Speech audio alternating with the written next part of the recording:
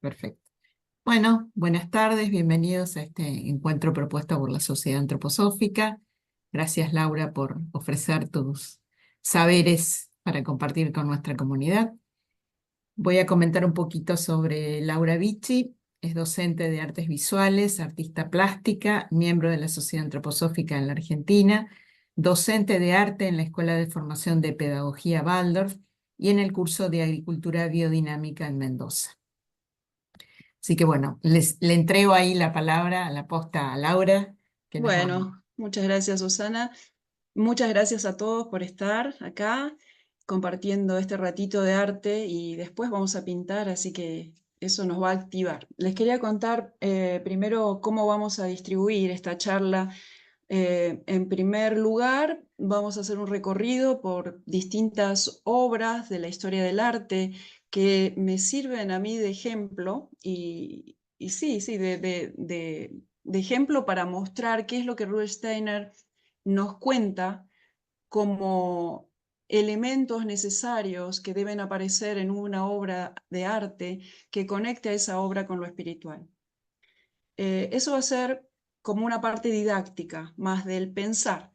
Después vamos a ir a la observación de la obra específica de la Asunción de la Virgen de Tiziano, que es la conferencia en sí, y todo lo que nosotros en principio fuimos dilucidando, verlo plasmado en la obra a través de la genialidad de Tiziano.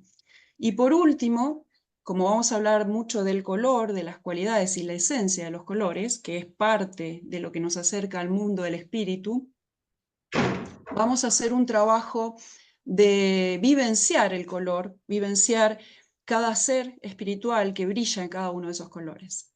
Así que bueno, eso es más o menos el plan. Vamos a ir ahora a la presentación y voy a ir con el PowerPoint, que solamente les voy a mostrar una imagen, nada más como para... Díganme si ustedes lo ven todo, o porque yo veo todas las caritas acá. A ver si puedo sacar. Sí, se Ahí ve, está, Laura. ahí está, perfecto. Bueno, Das Artes y Sumisión, espíritu y contraespíritu en la pintura de Tiziano, la Asunción de la Virgen, que es esta obra que vemos acá, y esto pertenece al GA 276, del 9 de junio de 1923, una conferencia que dio en Dornach, una de una serie de varias conferencias. Quiero empezar con el genio del lenguaje.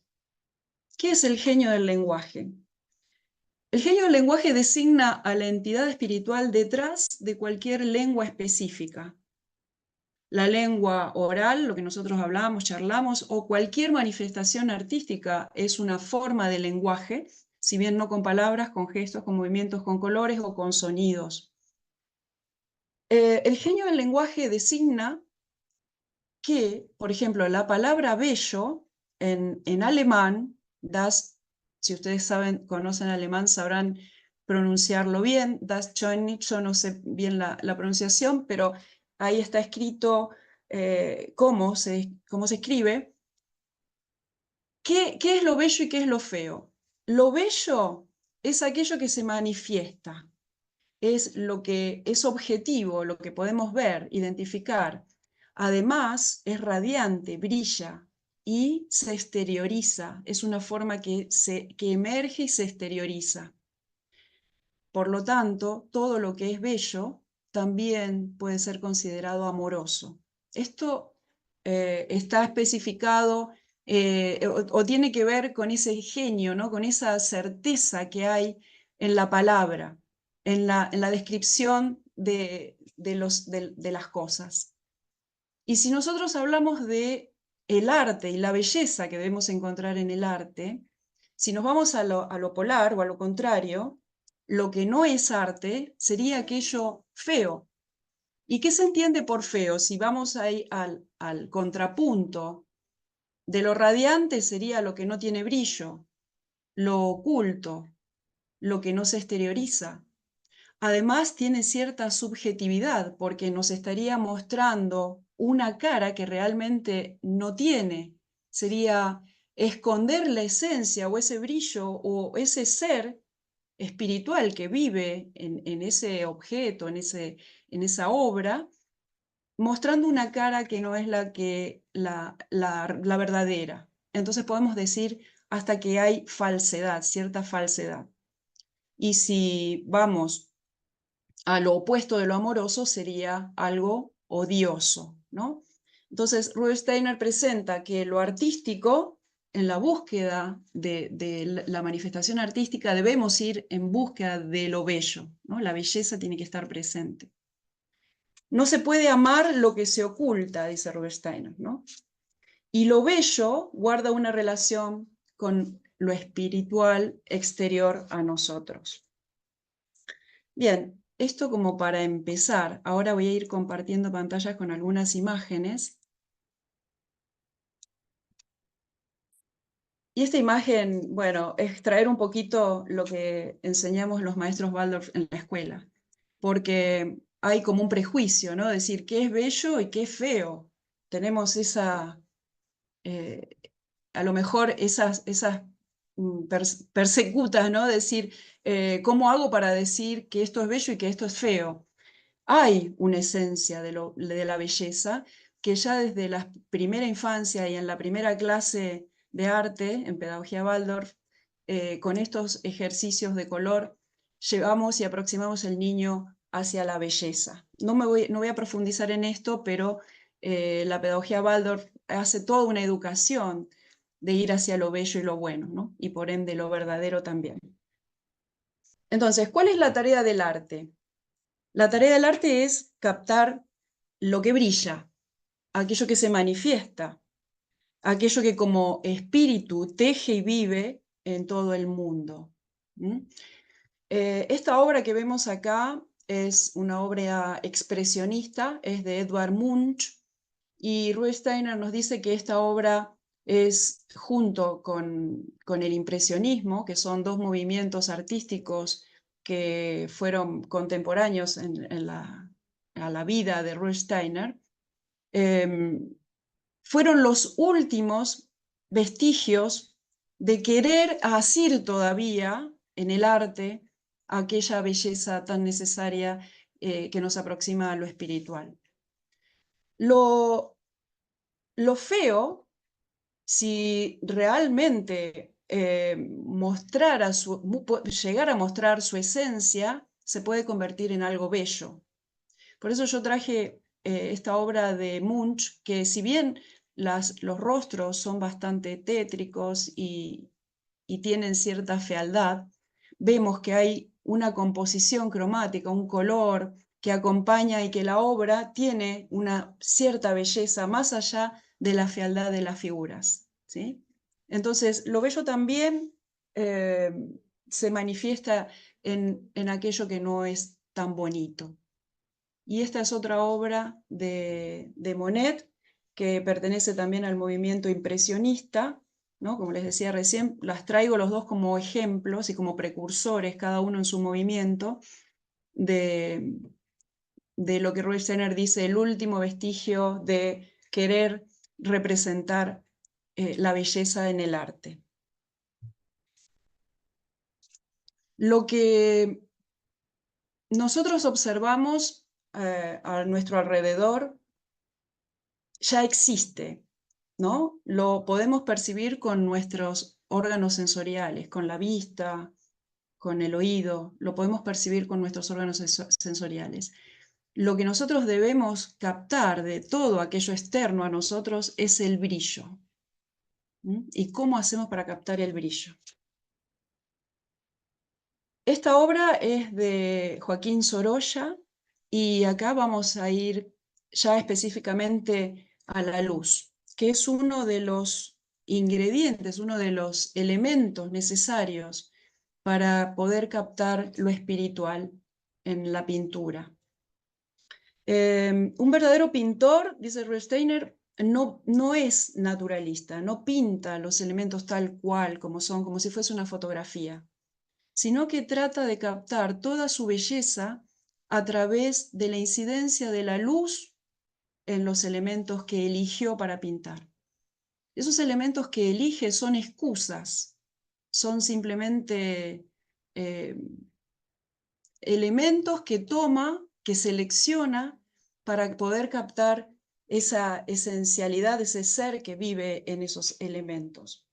Un jarrón con una flor delante de una ventana logra captar la belleza y lo espiritual si se capta la incidencia de la luz atravesando, por ejemplo, los pétalos de la flor, o cómo la luz golpea el agua y genera esos brillos, ¿no? en el vidrio o en el líquido, en el agua.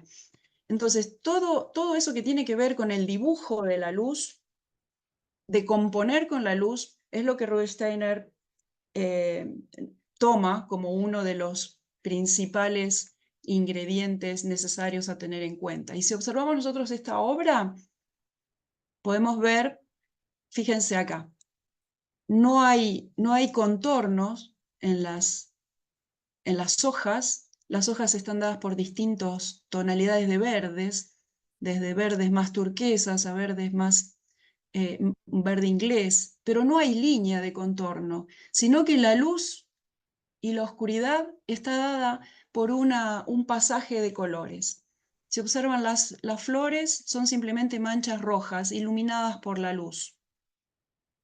Entonces, esto de no prestar tanta atención a la forma delimitada, cerrada, dibujada, sino trabajar con la luz y la oscuridad, es una forma básica, ¿no? de trabajo del color.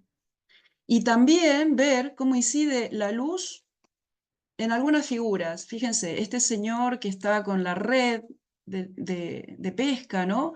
Y la luz en la espalda está marcando ya ahí esa brillantez que tiene este ser, como un trabajador pesquero, con sus manos. Fíjense el tratamiento de las manos. Las manos es otro elemento también que comunica toda la interioridad del ser en la representación, ¿no? Las manos de un trabajador. Y la luz en el rostro de esta niña, fíjense, se desdibuja prácticamente la nariz, el ojo, y está sugerido a través de ese baño de luz.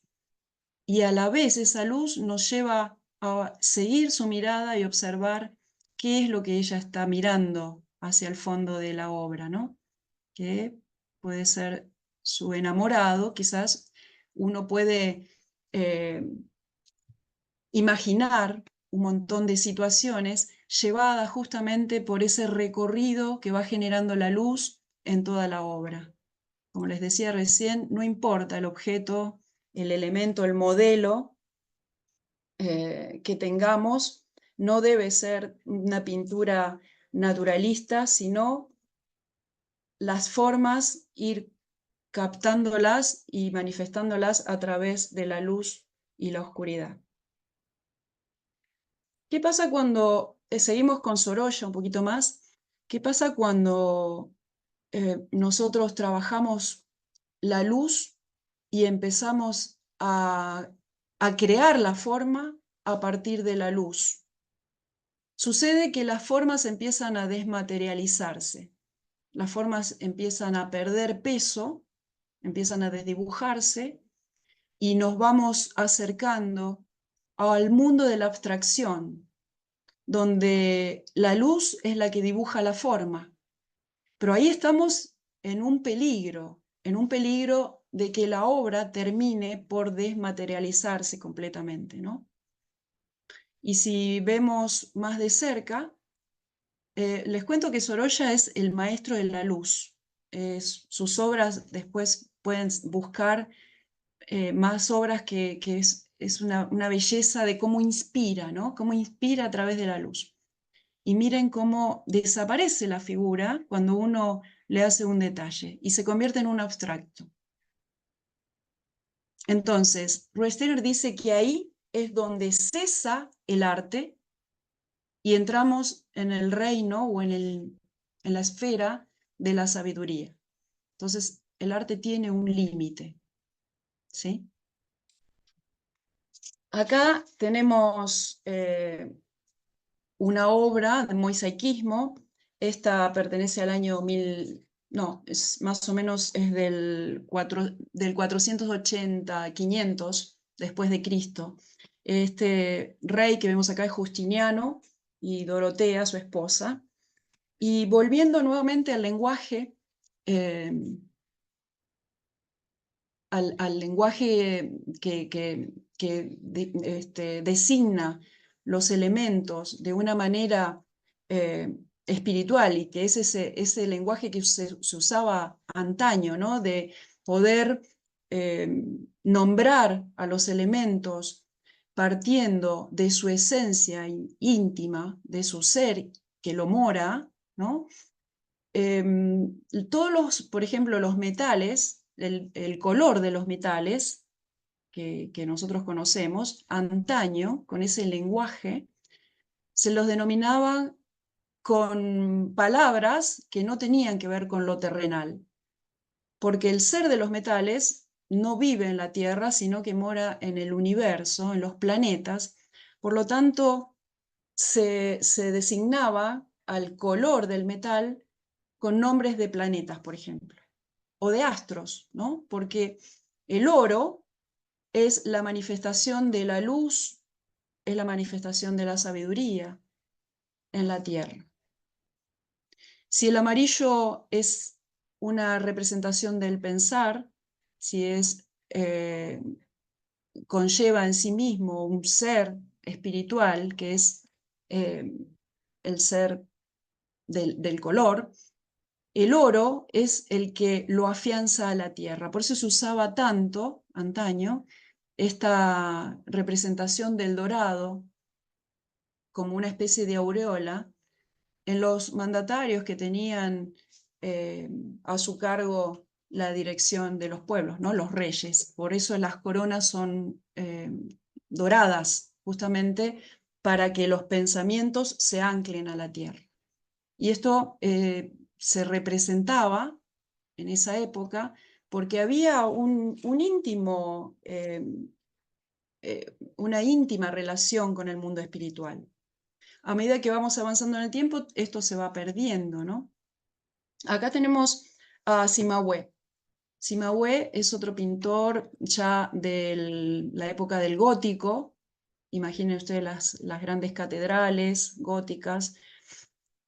Y la pintura que se representaba, más o menos en 1200, 1100, eran imágenes planas. La planimetría abundaba en estas obras, no se trabajaba la tridimensión. Las imágenes son poco naturalistas, son más bien imaginadas. Hay mucho desarrollo imaginativo que es un indicio de la relación del artista con el mundo espiritual, la imaginación. Tampoco hay relación entre las proporciones, entre las figuras, en tamaños, ¿no? Y la superposición es lo que a mí me da la pauta de que algunos están adelante y otros están atrás, porque no hay espacio entre una y otra figura. Esta planimetría, estas desproporciones, estos dorados que se hacían aún con unas láminas muy finas, que se denominan dorado a la hoja, se representaban con la finalidad de hacer sentir al espectador esa fuerza espiritual manifestada en lo terrenal, ¿no? Es una fuerza contundente que se manifiesta en la obra y que ayuda de alguna manera a organizar el caos que se estaba viviendo en esa época. Es como traer lo espiritual a la tierra. Por eso vamos a encontrar tanta obra con láminas de oro, ¿no? Con laminado a la hoja de oro, justamente con esa intención. Otra de las cualidades que nosotros encontramos, y acá decimos que estaban completamente compenetrados con el mundo espiritual, hasta esta instancia en la historia del arte. Después es como que vamos perdiendo esa conexión. Otro elemento a destacar es, por ejemplo, el dibujo de los ojos, donde el artista pareciera entender las fuerzas que desde adentro van conformando las partes, ¿no?, de la fisonomía. Es como si entendiera esas fuerzas que construyen y que dan forma desde la interioridad del ser. No es un ojo naturalista, sino que es como ellos entendían que esas fuerzas actuaban en las figuras.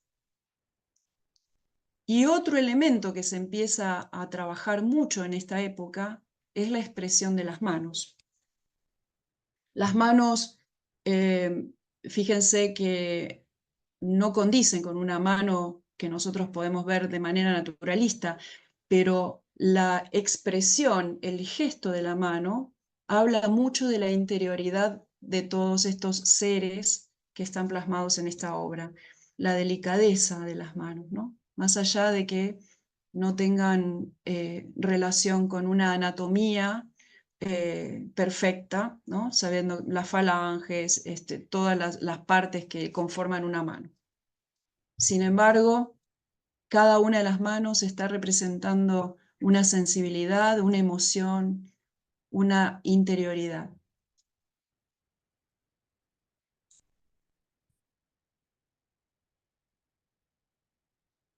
Estos son elementos que hacen que nosotros podamos encontrar en estas obras antiguas esa estrecha relación que había entonces entre el mundo espiritual, y entendemos el mundo espiritual como aquello que brilla, ¿no?, como aquello que reluce, y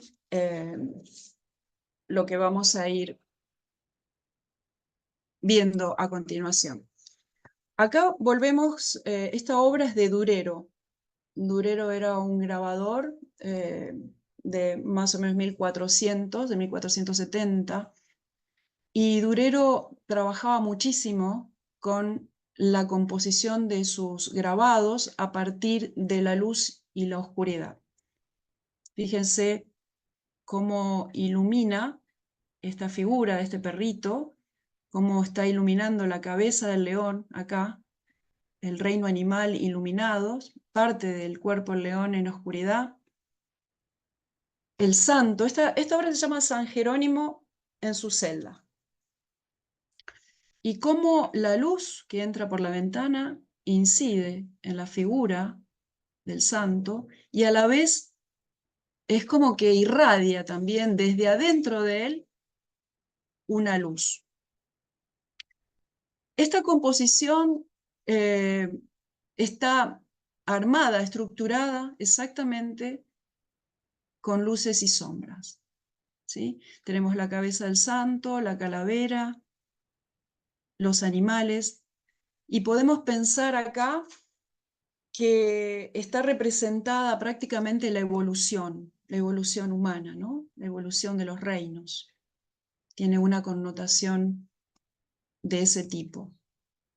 Simplemente con la iluminación que fue dándole a los distintos elementos que hay y que conforman esa habitación. Dice Ruy Steiner, es la historia de la evolución contada magníficamente, representando y resaltando el hombre, el santo, el animal y la calavera. Esta obra también de Durero, como para remarcar nuevamente el efecto de la luz y la oscuridad, y cómo en esta esfera la luz se posa suavemente y con esa degradé de luz está marcando ahí un volumen. Y cómo ese volumen juega también con la vestimenta de esta muchacha que está en un estado como ida, ¿no? Como perdida en un pensamiento. De hecho, la obra se llama Melancolía. Y la similitud que hay en el tratamiento de esta figura, de este cuerpo geométrico y de la falda de la niña, ¿no? Hacen ahí como un paralelismo. Y la diferencia que hay en la incidencia de la luz en lo que sería un poliedro, cómo la luz actúa de una manera más dura, ¿no? Tenemos una zona más iluminada acá, bien, donde la luz le está dando de pleno, y esos espacios de oscuridad, y cómo los grises van siendo de distintos, de escalas distintas. Y esos juegos también en la oscuridad que se ve más al fondo y las luces adelante. Esta obra, Rudolf Steiner la presenta en uno de sus ciclos de conferencias, y uno de los participantes, los oyentes, le dice en un momento, lo voy a leer textual: ¿tiene la imagen algún significado más profundo? Le dicen. Porque de hecho hay muchos elementos por ahí. Hay una especie de almanaque, hay una campana, hay muchos elementos que llamarían la atención y que quisieran invitarnos a un abordaje más profundo o más elucubrado, se podría decir. Entonces Rubinstein le dice: ¿y por qué esto no debería ser lo suficientemente profundo? ¿Por qué buscar un significado más profundo? Si solo estudias las cualidades mágicas y misteriosas de la luz en el espacio, encontrarás en esto un significado mucho más profundo que si te pones a trabajar con interpretaciones simbólicas y misteriosas.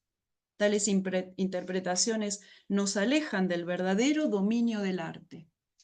Volvemos nuevamente a esto, ¿no? Que el arte es la manifestación de la luz y la belleza que nos puede generar esa percepción y el dibujo que podemos lograr a partir de la luz y la oscuridad. La obra se llama Melancolía, y melancolía significa en griego antiguo coloración negra o bilis negra. Entonces ahí nuevamente Rudolf Steiner dice, está hablando nuevamente de oscuridad. Hasta el mismo título que Durero le coloca a la obra está hablando de una oscuridad y de una luz y de una incidencia de la luz. Vamos dejando un poquito atrás el tema de la luz y la oscuridad, y nos sumergimos ahora en el mundo del color. Acá tenemos una obra de Rafael, donde podemos observar a la Virgen María con Jesús y con Juan Bautista, y lo que vemos aquí es la lucidez del color azul, cómo el color azul brilla y está colocado en un lugar donde acoge y envuelve a los niños. Fíjense que no tenemos tampoco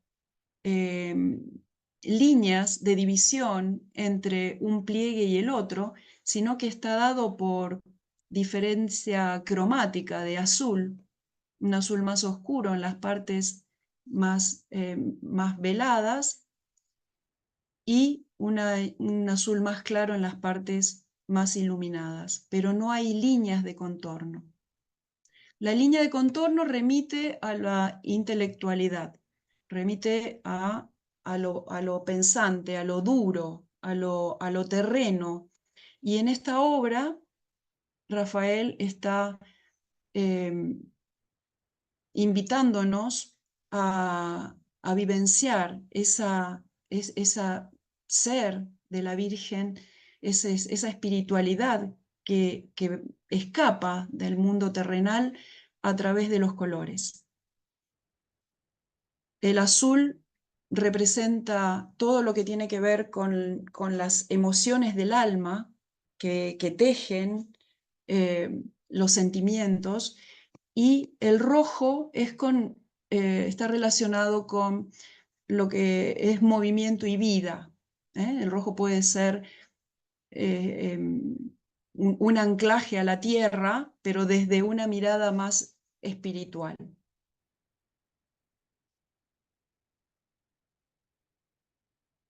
Y otro de los grandes artistas de la época, contemporáneos también, es Miguel Ángel, ¿no?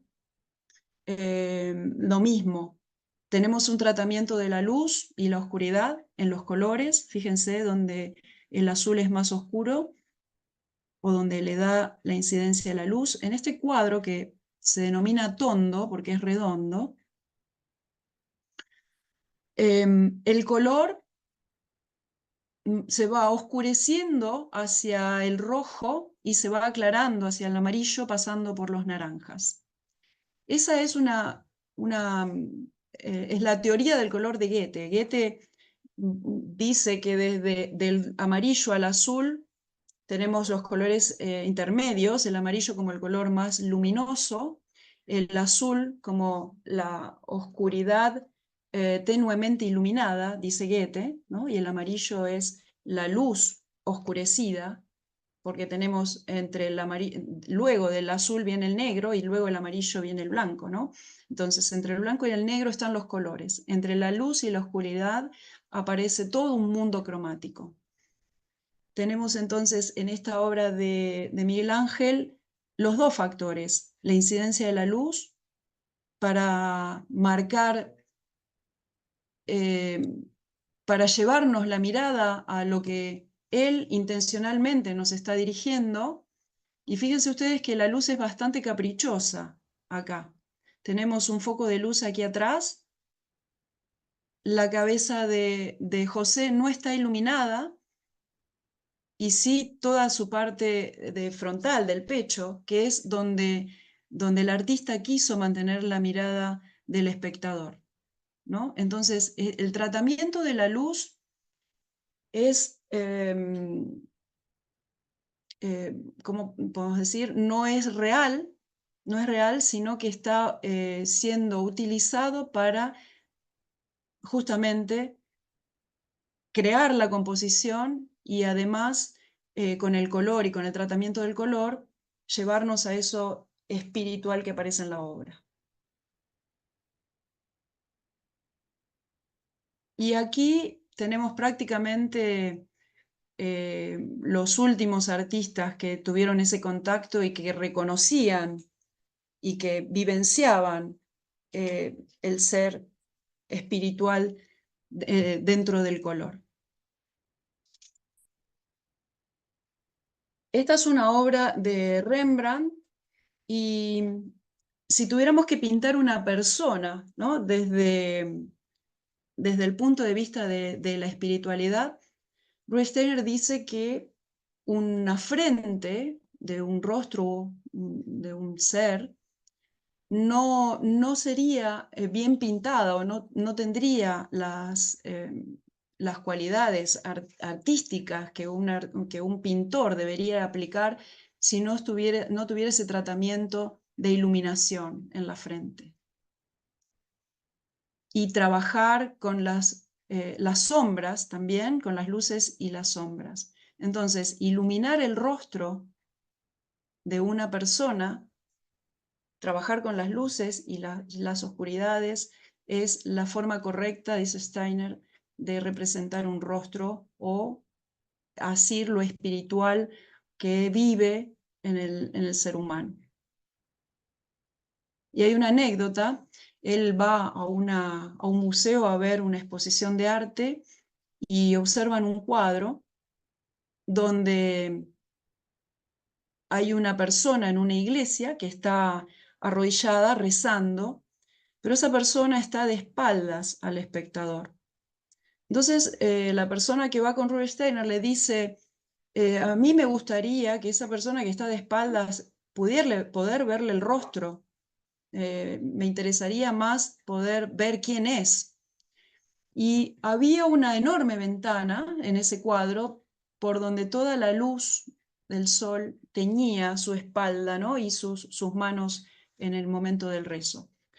Rudolf Steiner entonces le dice que esa necesidad de ver el rostro es puramente material, porque toda la espiritualidad que el artista representó en la obra está dada por la luz. No hace falta ir más allá y tener esa.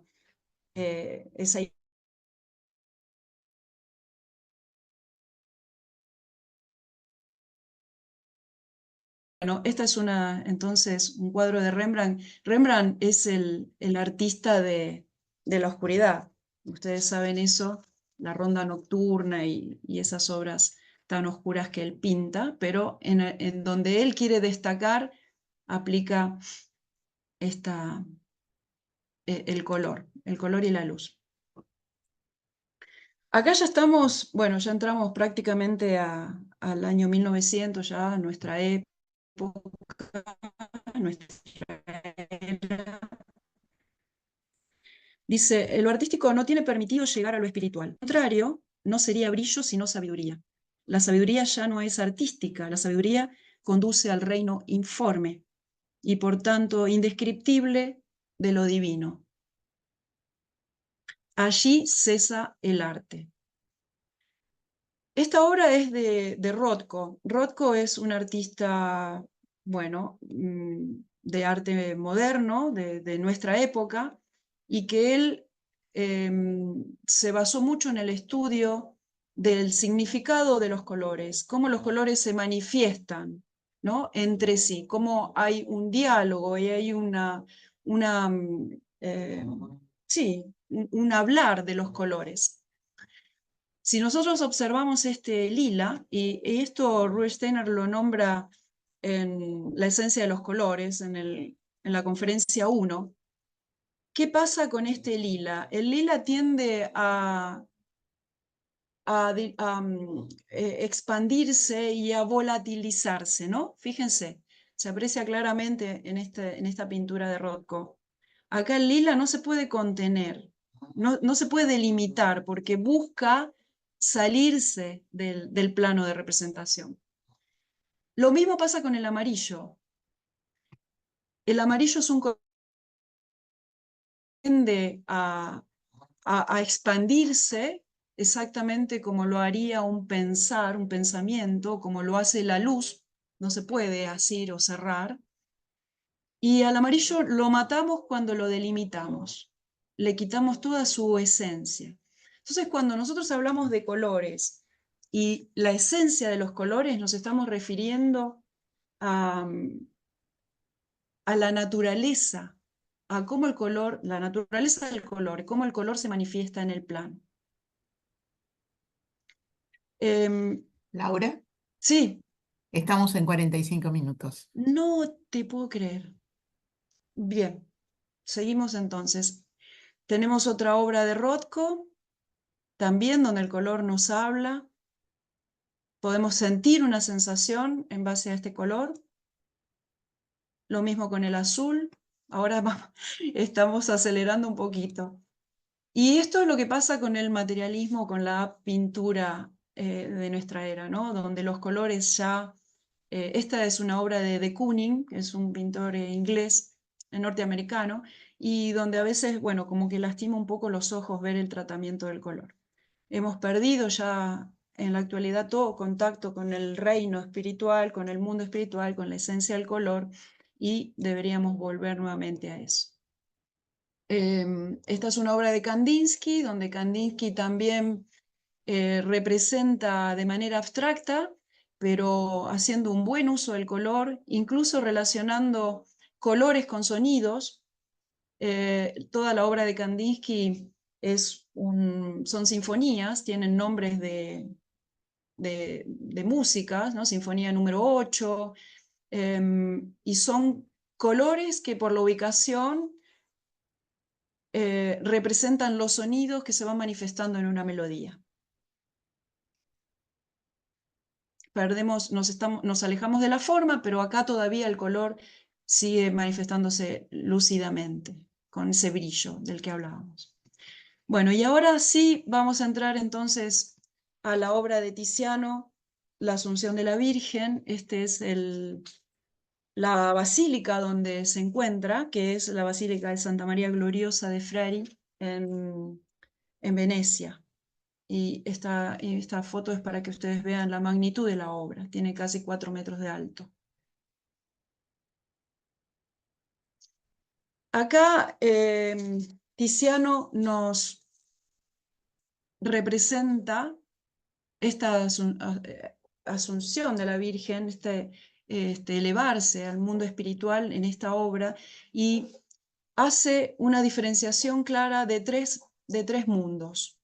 El mundo físico, donde se manifiesta todo el poder y la virtud, dice, el mundo de la belleza o de lo anímico, y el mundo espiritual. En la parte baja de la obra tenemos a todos los apóstoles que, a diferencia de la parte media, donde el color habla, como habíamos visto en las demás láminas, el color habla por sí mismo, expresando su interioridad. Aquí los colores se ven como más amarronados, más pardos. El color no tiene la iluminación que habíamos visto en las últimas obras, ¿no? Como la de Rafael o Miguel Ángel.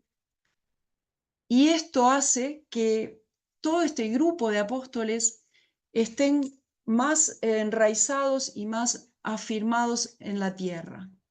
Otro de los elementos que nos llevan a este plano terrenal es el uso de la línea y la delineación de las formas, ¿no? Los contornos de las formas. ¿Se acuerdan que en las imágenes anteriores no se veían líneas, sino que teníamos una diferenciación de luz y oscuridad por, por pasaje de color, ¿no? Los apóstoles, en este nivel bajo de la obra, están conectándose con la parte media de la obra, que ahí sí podemos hablar de belleza. Y si observamos los pies de la Virgen, están oscurecidos, no tienen el color lúcido, el color brillante, ¿no? Del que hablábamos, sino que están inmersos en la oscuridad. Y eso es lo que une a la Virgen con el plano terreno. El color rojo y el color azul, bueno, lo que hablábamos, toda la interioridad y toda la vida en la tierra.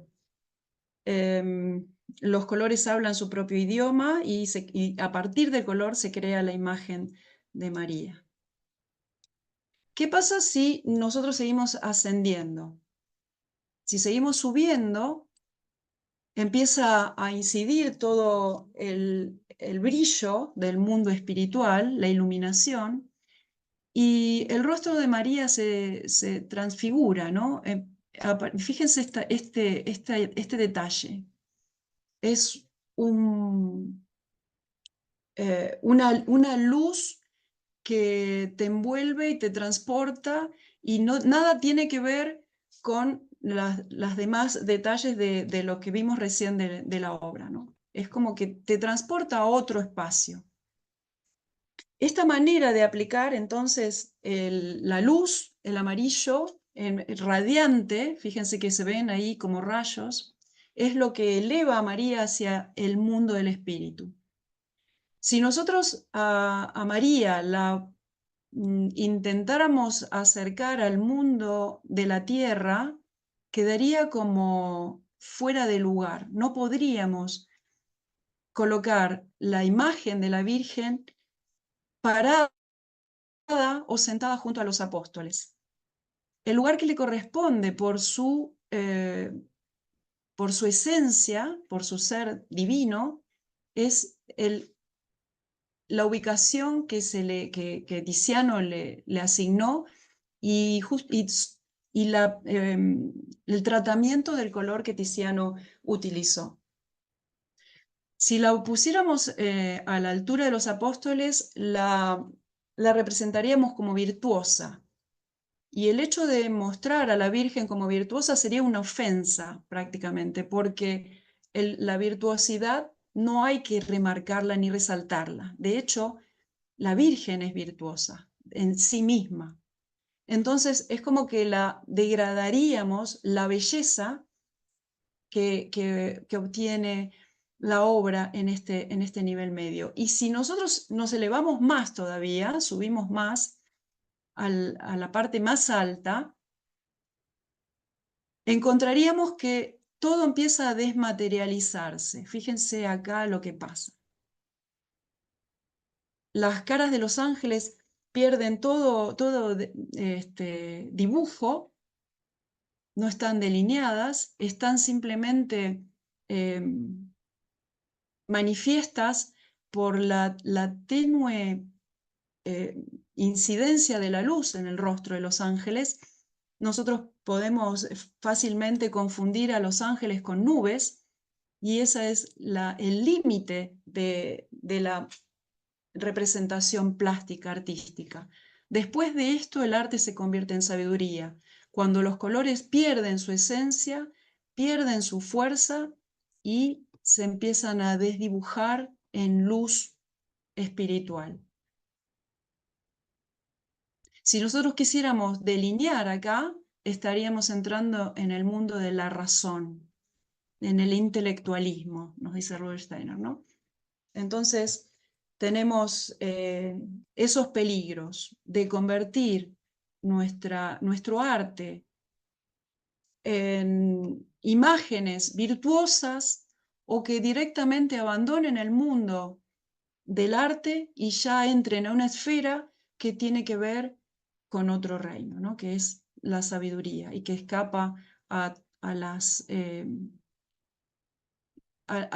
lo que el artista o el pintor tiene como misión. Así que bueno, esta obra nos deja bien representados estos tres momentos. Tenía un poco más, pero se me pasa muy rápido el tiempo y me como que no sé si quieren preguntar algo y si no podemos ir a la pintura. En el chat no hay preguntas, Laura, ¿eh? Bueno, quedó claro entonces. Es bastante simple cuando uno lo ve desde el punto de vista del arte, ¿no? Bueno, la idea ahora es ir un poco a la esencia de los colores, a ver qué nos pasa con cada uno de los colores, que Rudolf Steiner los nombra como colores lúcidos, porque tienen esa brillantez, esa lucidez, ese ser espiritual que se manifiesta ahí en el color, y esos colores tienen una naturaleza. ¿Qué quiere decir? Que tienen una forma de expresarse, tienen una forma de moverse en la hoja. Cada color tiene su cualidad y su forma de moverse en la hoja. No sé, qué raro esto, ¿no? Porque si yo siempre lo pinto así, de esta forma, pero si yo lo pinto así, lo que estoy haciendo es quitarle al color o coartarlo de su esencia espiritual. Entonces, si vamos con el amarillo, ¿qué pasa? Empecemos, bueno, tienen el material, tenemos las tizas pastel, vamos preparándonos para la pintura. Vamos a empezar con el color azul. Y yo quiero acompañar al color con una música, porque la música y los sonidos también nos remiten a colores. Y esto tiene que ver con la sinestesia, ¿no? Que es una cualidad espiritual que nosotros como seres humanos tenemos. Si bien la medicina y el materialismo dicen que es una enfermedad, que es una mala conexión en las neuronas o que algo no está funcionando bien en las interconexiones neuronales, en realidad es una capacidad espiritual que nosotros tenemos de poder percibir un sonido y transmutarlo en un color o viceversa, y en un sabor también. En el mundo espiritual, cuando nosotros pasamos del plano eh, terrenal a la vida, entre la muerte y el nuevo nacimiento, nuestra relación en el mundo espiritual es a través de la sensorialidad, del color y del sonido, no de la figura, ¿no? Como estamos acostumbrados. Entonces, esta relación que tenemos de poder relacionar un color con un sabor es una cualidad espiritual por excelencia, que podemos todavía muchos en la tierra conservarlo, ¿no? De hecho, bueno, como les decía, Kandinsky trabajó mucho en el color, en los sonidos y sus relaciones. Por eso, mientras trabajamos con el color azul, hemos hablado mucho en el grupo de los jueves de la música de Devon Park, y he encontrado una canción, una melodía que va a acompañar a esta manifestación del azul. Vamos a usar la hoja en horizontal. Vamos a necesitar también un cuchillito o un colador de esos de metal, porque la tiza pastel la vamos a dejar que caiga, que espolvoree, ¿no? No rayando la hoja, sino que se manifieste en el papel en forma espolvoreada, y después la vamos a ir moviendo con las manos.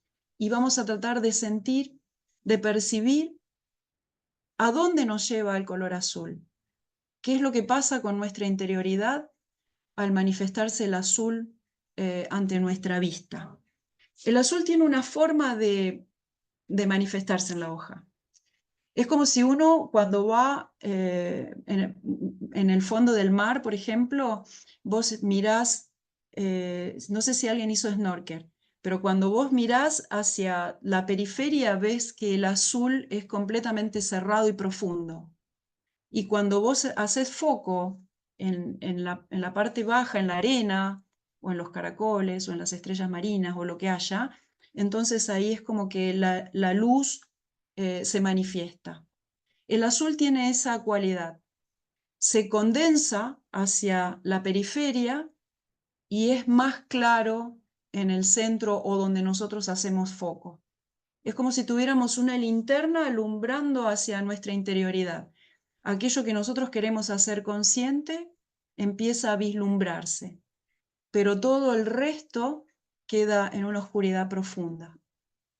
El azul tiene esa forma de manifestarse en la hoja. Y si yo hiciera la colocación del azul de una manera distinta, entonces estaría atentando contra su naturaleza.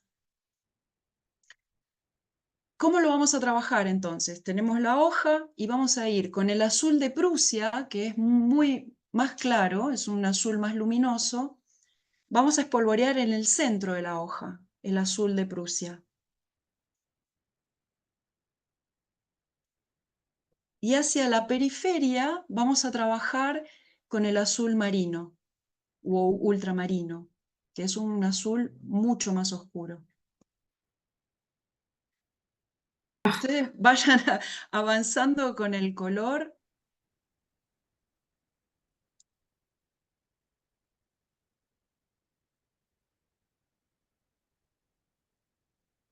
Es como un hurgar dentro de nuestra interioridad. El azul es la lucidez de lo anímico, es lo que brilla dentro de lo que somos nosotros como sensaciones, emociones, sentimientos, y está como dormido, ¿no? El azul es un color que está relacionado también con la melancolía en los temperamentos.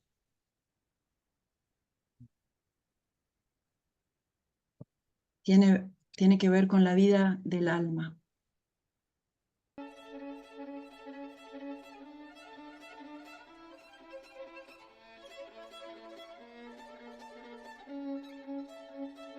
Primero trabajamos con el azul en el medio, el azul más claro, que es el azul de Prusia, espolvoreando ese azul en el centro. Es como si vos estuvieras haciendo un foco ahí, como que pusieras tu intención y tu voluntad en querer ver qué está pasando en ese lugar preciso, pero que en el resto de tu ser interno se va a mantener en esa oscuridad eh, más penetrante, más densa, más congestionada, que es el azul ultramarino.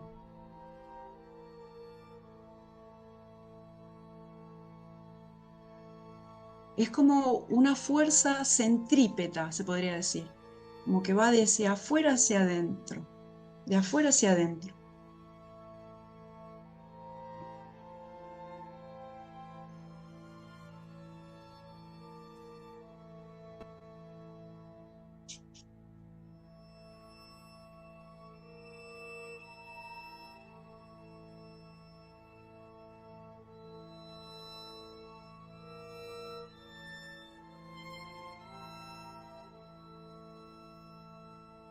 Vayan observando a qué los remite, qué van sintiendo en el cuerpo, en el físico, en qué pasa con el movimiento, qué pasa con mi mente al momento de pintar con el azul, de sentirme uno con el color azul.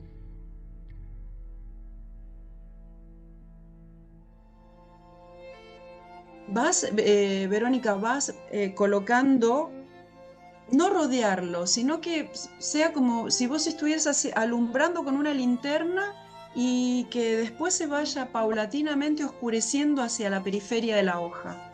O sea, todo alrededor de la hoja va a quedar con un azul muy intenso y en ese lugar del centro con ese azul de Prusia un poco más claro.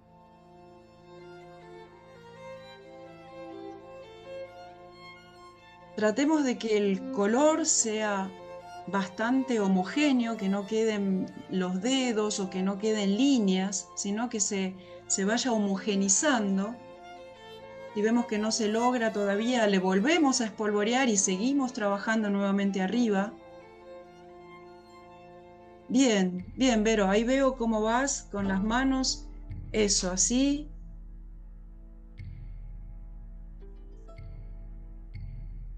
Es como un movimiento en espiral que me va llevando hacia adentro, de afuera hacia adentro, ¿no? Y ahí, ya con el color espolvoreado, podemos ir generando esa, esa diferencia de luz y de oscuridad por medio de ese movimiento hacia adentro. ¿Ah?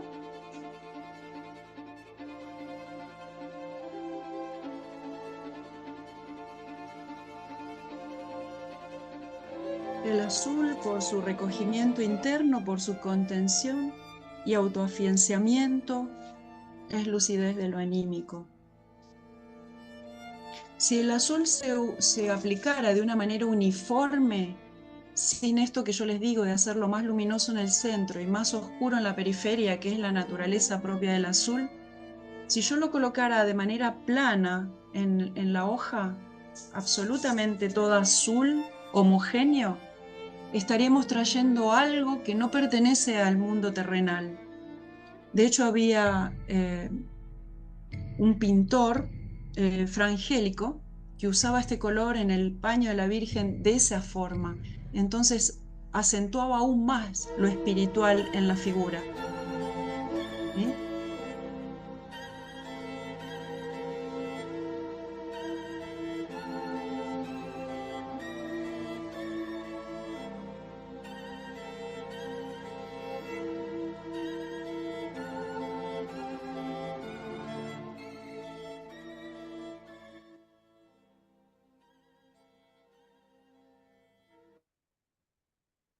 Vamos, ya estamos con el azul. Tenemos que lavarnos las manos ahora bien porque vamos a ir con otro papel y vamos a usar el rojo. Y el rojo tiene una cualidad completamente distinta. Si el azul iba de afuera hacia adentro, de la periferia al centro, el rojo se manifiesta como la vida misma. No se va a parar ni se va a detener en ningún lugar. Va a saltar de un lado para el otro y se va a mover. Entonces, cuando nosotros pintemos, nos tenemos que lavar bien las manos o conseguir una toallita húmeda para que no ensuciemos el color, ¿no? Y después mucho más cuidado todavía vamos a tener que tener con el amarillo, porque es un color que al ser tan noble, tan espiritual, se ensucia con mucha mayor facilidad. Vamos entonces con el rojo. El rojo lo vamos a espolvorear ambos, el rojo carmín y el rojo bermellón, por toda la hoja, en distintas partes. Polvoreas carmín, bermellón, y después tratar de unificarlos. Y van a aparecer zonas más suaves, menos encarnadas, y otras donde el rojo es potente, ¿no? Y vamos trabajando con esas dos posibilidades. Y vayan sintiendo qué me pasa a mí en el cuerpo con el rojo. Si tengo la misma postura que con el azul, si necesito otro tipo de gesto.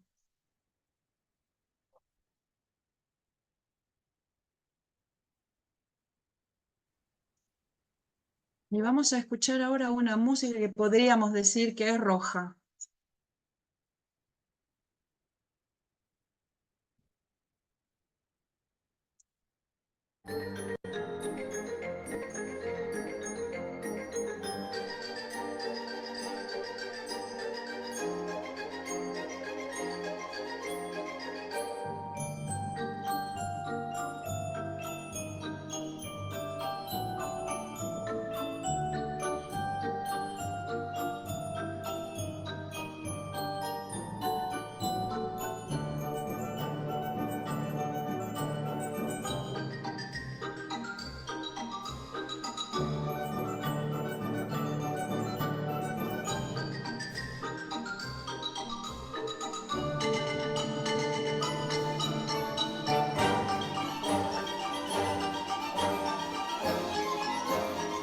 Van a encontrar que hay zonas que son más claras, en otras partes zonas que son más oscuras, un rojo más intenso. Nuevamente vuelvo a colocar el rojo y me voy explayando por toda la hoja al mismo tiempo. Y voy saltando también, ¿no? Siento interno también que el color me va sugiriendo.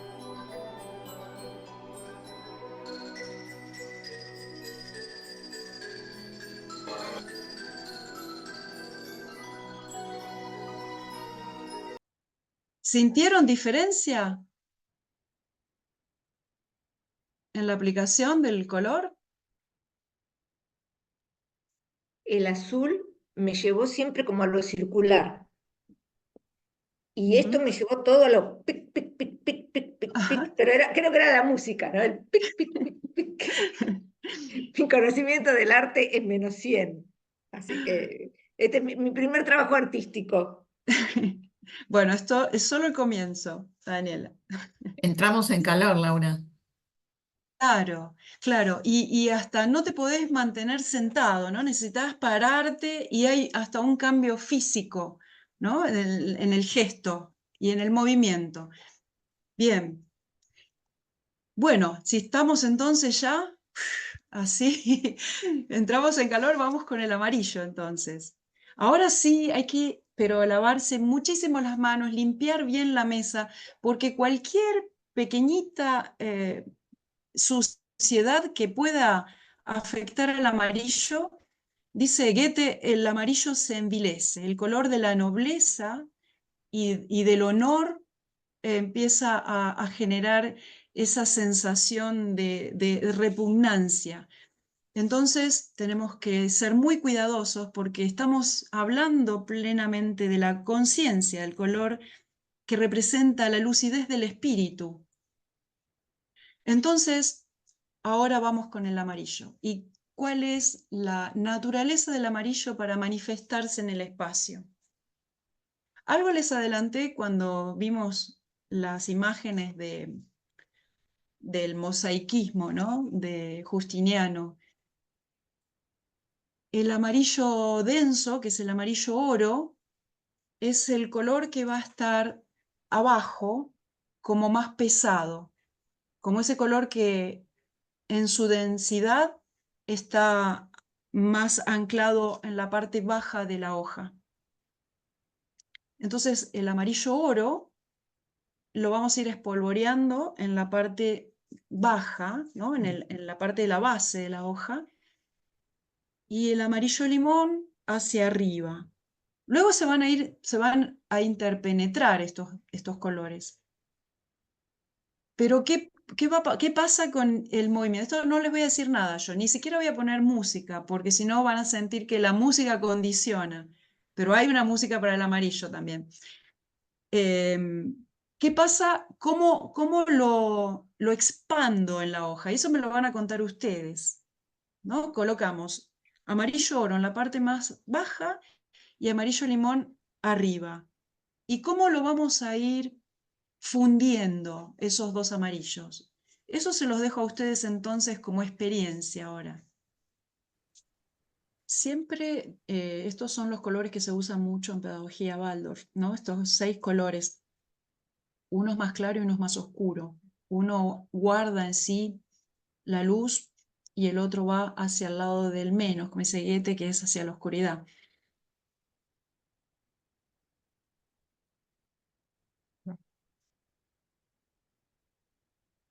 El amarillo limón es más liviano, no tiene densidad, es más luz, es más luminoso que el amarillo oro.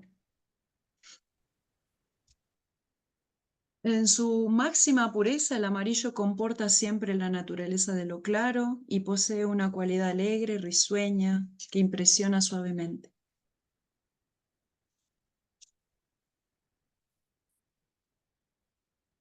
Se pueden hacer meditaciones con cada uno de estos colores y cada meditación nos va a traer una sensación moral.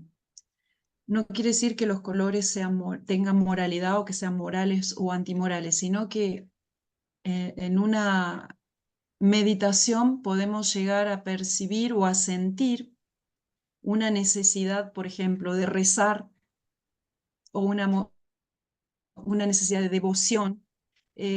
Bueno, es un trabajo que podríamos abordar en algún otro momento, ¿no? Pero estos 3 colores, como tienen esa cualidad de ser lúcidos y de tener esa brillantez y esa espiritualidad tan potente, por eso se le dice colores lúcidos, nos remiten a ciertas cualidades morales, llevados a meditaciones específicas con cada color.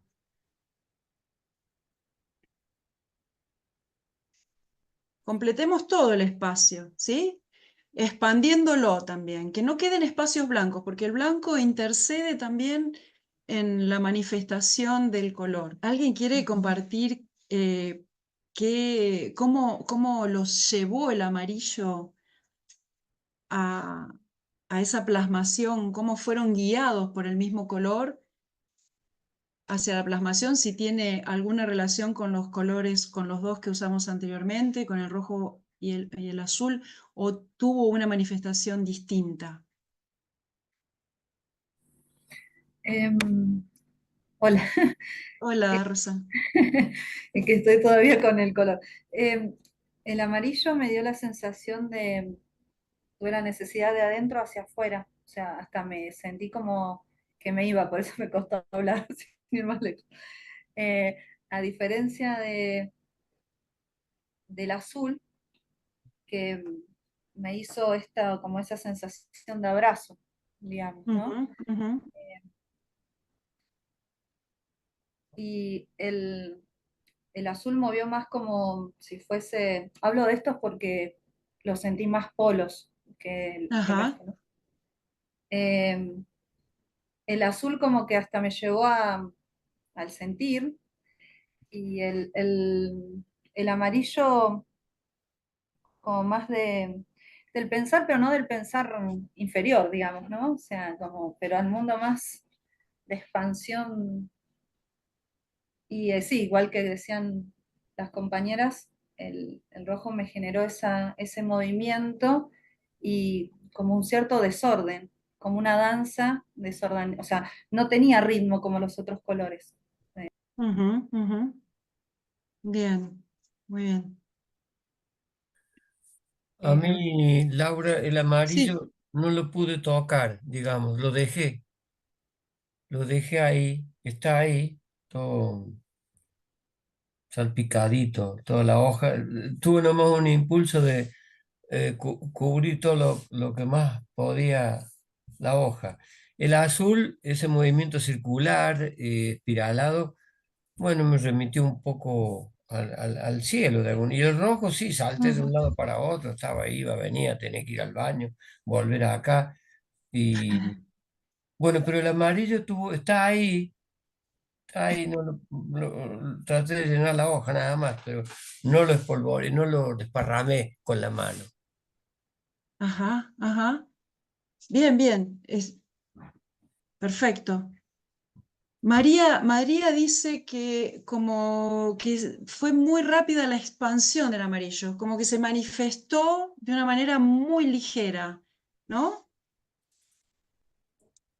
Sí, es Sí, yo ahí, justamente, sí, Leo. no, no, sí, no, compartía, observando después entre los tres, la sensación que me quedó que el azul absorbía o me absorbía.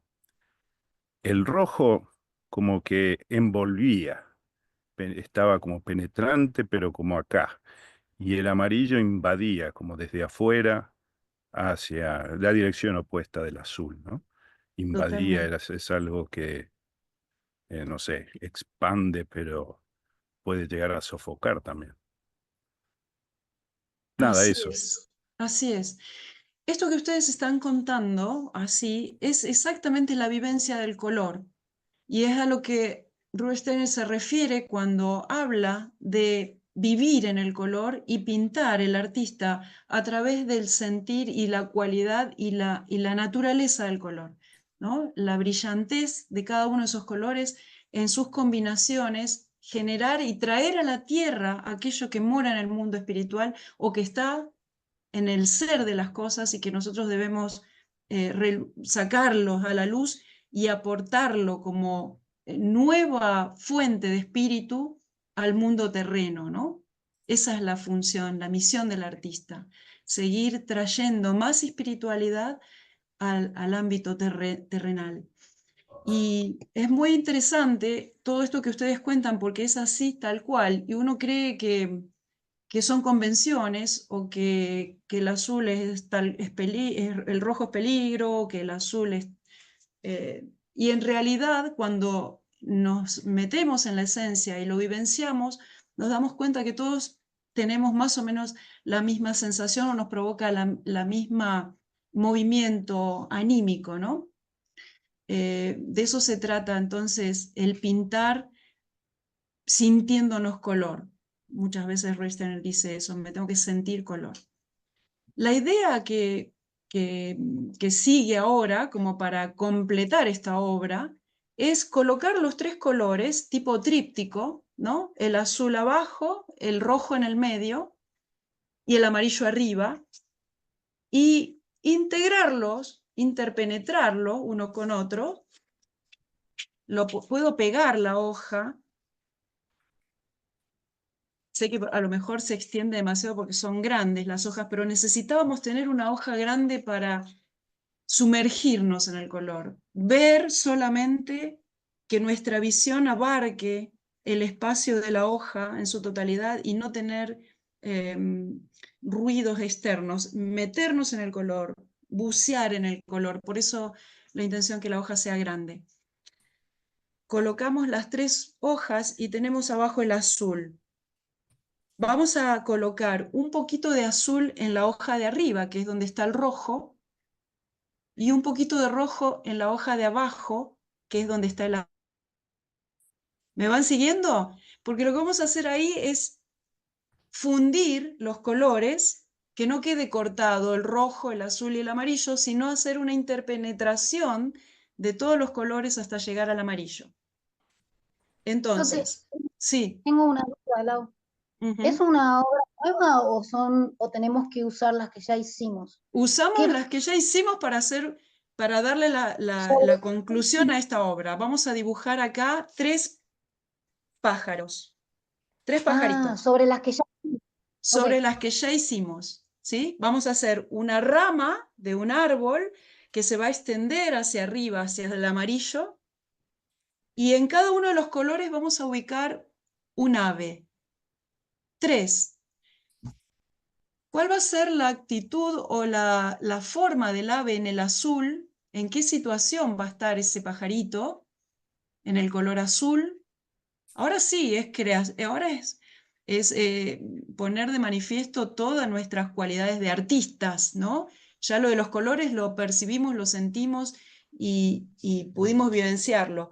Ahora vamos con qué me sugiere a mí el color azul para un ave. Que puede estar durmiendo, puede estar saltando y cantando o puede estar volando, ¿no? Por ejemplo, tenemos distintas actitudes de un ave. ¿Qué ave voy a ubicar en cada uno de esos colores? Pero para eso voy a interpenetrar los colores para que no me queden cortados, ¿no? Crear una fusión entre los 3.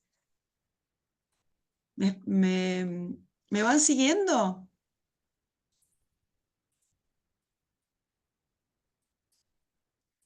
Entonces, ¿cómo hago para fusionarlos? Donde está el azul, la hoja azul, agrego un poquito de azul en la hoja siguiente, la que está arriba, y un poco de rojo hacia abajo, a donde está el azul. Y voy mezclando, interpenetrando, y me va a quedar un morado ahí, ¿no? Entonces voy el azul, morado, rojo.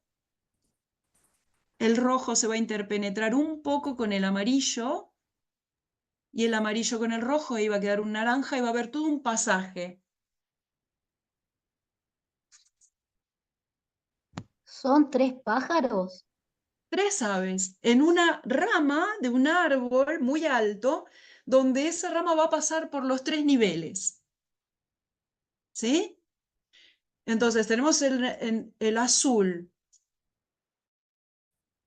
¿Cómo voy a dibujar esa ave en la parte del azul? Puedo usar una goma para borrar y crear la figura del pájaro. En la parte del rojo va a tener la misma actitud, va a tener la misma postura el ave, va a tener otro movimiento, va a haber un pájaro, van a haber 2. ¿Qué me sugiere el rojo con respecto a lo vivo, al movimiento y a la forma, ¿no? ¿Y qué pasa con el amarillo después? Cuando llego ahí, a esa instancia,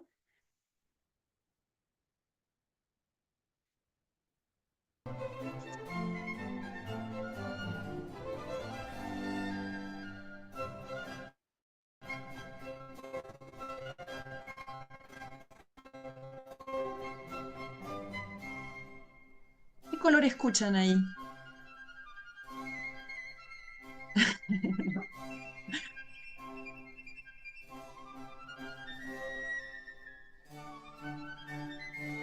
Amarillo.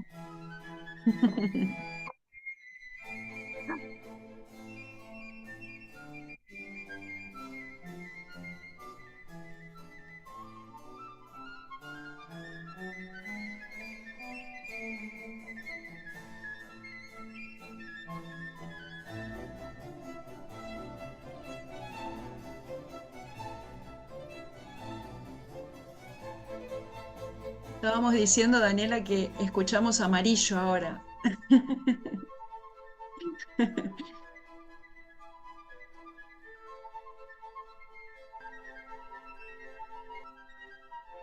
Piensen en el dibujo de la rama que puede ser borrando con la goma. La tiza pastel se puede borrar fácilmente con una goma. Puedo dar la forma a la figura del ave, borrando también y después acentuando con algún color o con el mismo azul, presionando o colocando un rojo y moviéndolo con con las manos o con un algodoncito, no dibujando, delineando y marcando una superficie cerrada, sino siempre trabajando con el color, ¿no? Y yo borro, al borrar ya estoy creando ahí una forma. Y esa forma la puedo dar algún pequeño detalle.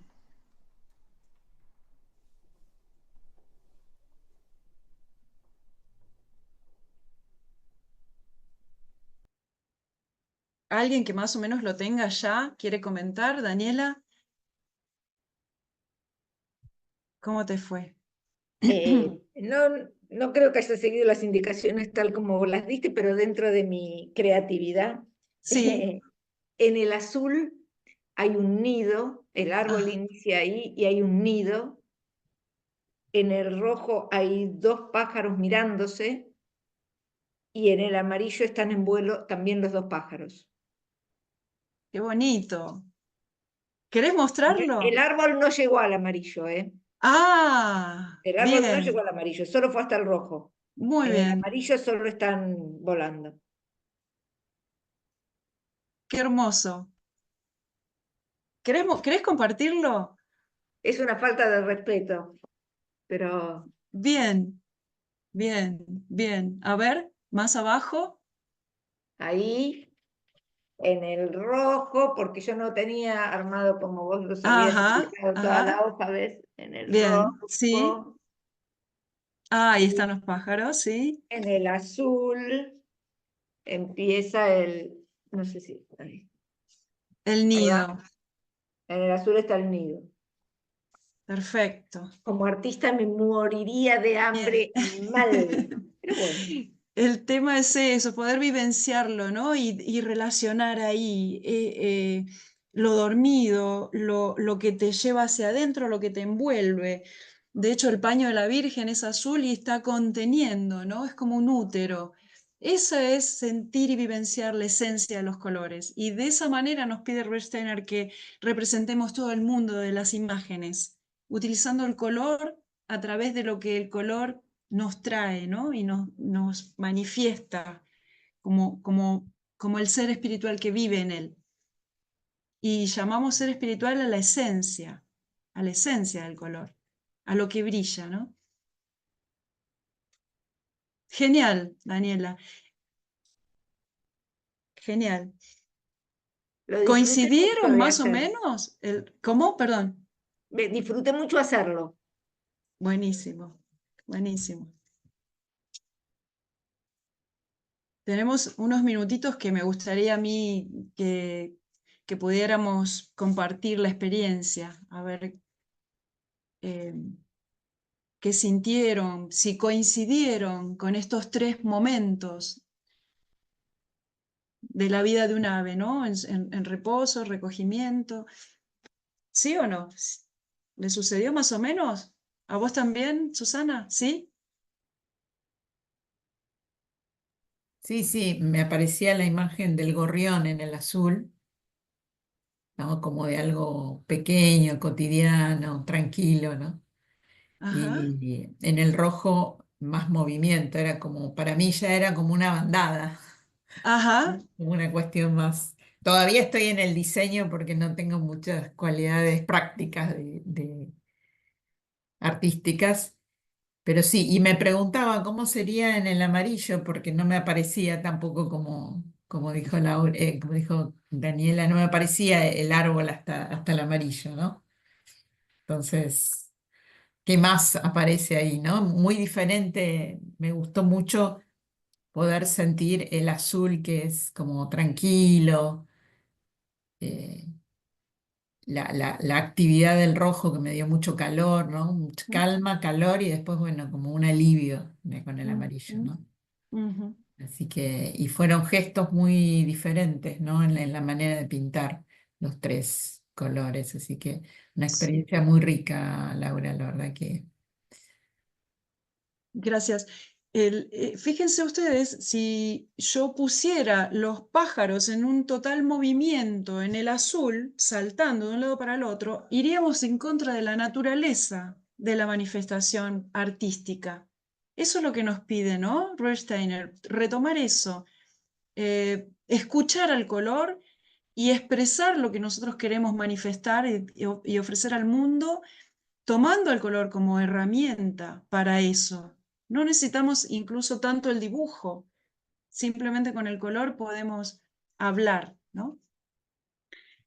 A María, que no tiene el micrófono, que recién comentó, también le pasó lo mismo que a ustedes, así que es como una constante, realmente hemos vivenciado el color. No sé si alguien más quiere contarnos su experiencia.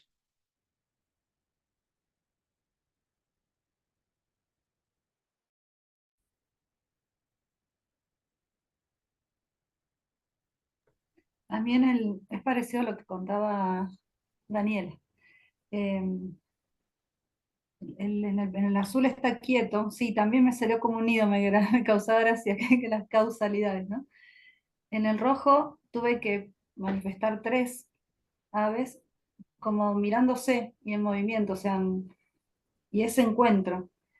Y yo sí llegué hasta el amarillo, pero es como que ya no estaban, o sea, son las 3 aves que estaban en la segunda presentación del rojo, digamos. Estaban, no lo puedo mover la cámara, pero ¿vieron cuando haces ese dibujito así de ave que está Sí. como que ya estaban allá? Esa fue la sensación. O sea, Ahí está, como Daniela lo pintó exacto, también. Dani. Así, exactamente. Tal cual. Te copié. Una Bien. imagen más que quiero compartir.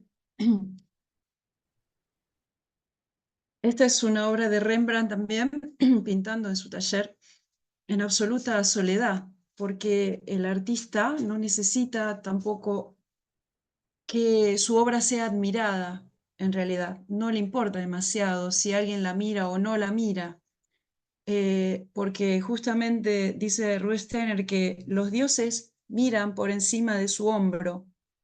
El artista crea en compañía de los dioses, ¿no? Entonces, la misión fundamental, como les decía antes, es poder traer a la tierra aquello que pertenece al mundo espiritual y poder compartirlo de alguna forma. Y quería leerles, como para cerrar, un pasaje de una conferencia de Ruth Steiner que habla sobre el arte. En la belleza encontramos de nuevo nuestra conexión con el mundo. El hombre no puede existir sin vivir libremente en sí mismo y sin encontrar su conexión con el mundo.